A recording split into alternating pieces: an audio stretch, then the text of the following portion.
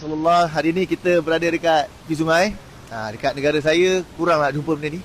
Tapi dekat sini sambil-sambil kita bermandi, bersukaria, kita juga lihat kebesaran Allah. Di mana setiap benda di belakang saya ni, termasuk yang bercakap ni, semua adalah ciptaan daripada Allah Subhanahu Wa Taala. Dan manusia sesungguhnya kalau nak cari cacat celah dalam ciptaan Allah ni, memang akan sampai letih kita punya mata ni. Sebab setiap yang Allah cipta, 7 petala langit, 7 petala bumi ni semua penuh dengan keseimbangan, balance. Tak ada orang yang boleh komplain apa yang Allah cipta. Tapi kalau benda yang kita cipta, mungkin ada orang komplain. Kita cat kereta kita, color yang tak cantik, orang boleh cakap tak cantik. Tapi tak pernah lagi kita dengar orang kata, pokok ni sepatutnya dia punya daun dia warna merah. Tak pernah ada orang komplain. Kerana segala yang dicipta oleh Allah Subhanahu Wa Taala tu perfect, sempurna, tidak ada cacat celah. Dan oleh itu, apabila kita tengok luar tingkap ataupun kita drive di mana-mana, kita pergi tempat jauh, kita nampak kebesaran Allah di mana-mana. Inilah benda yang kita kena latih diri kita untuk buat, termasuk saya ingatkan diri saya juga.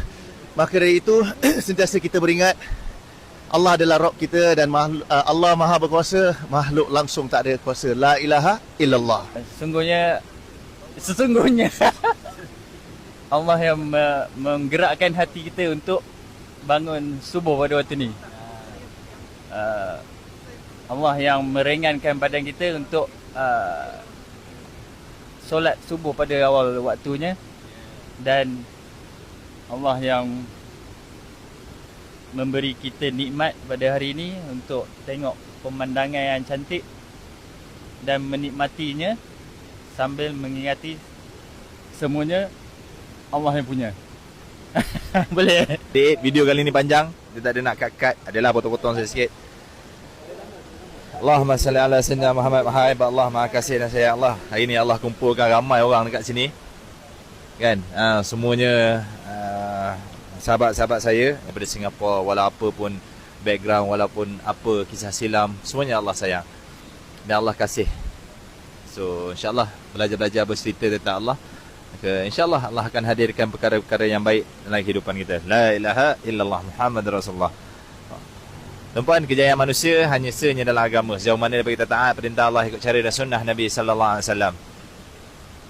Allah yang ciptakan langit dan bumi, Allah yang ciptakan batu bata, Allah yang mengalirkan lautan, Allah yang mengalirkan air laut, Allah yang membezakan air laut dan juga air sungai. Maha hebat Allah dan maha kasih sayang Allah. Walau apa pun yang terjadi di atas muka bumi ini, tidak pernah sekali pun terlepas daripada waktu untuk matahari naik, dan tidak pernah terlepas sekali pun waktu untuk matahari terbenam dan munculnya bulan. Maha hebat dan kasihnya Allah Subhanahu Wa Taala. Allah ganjarkan nikmat matahari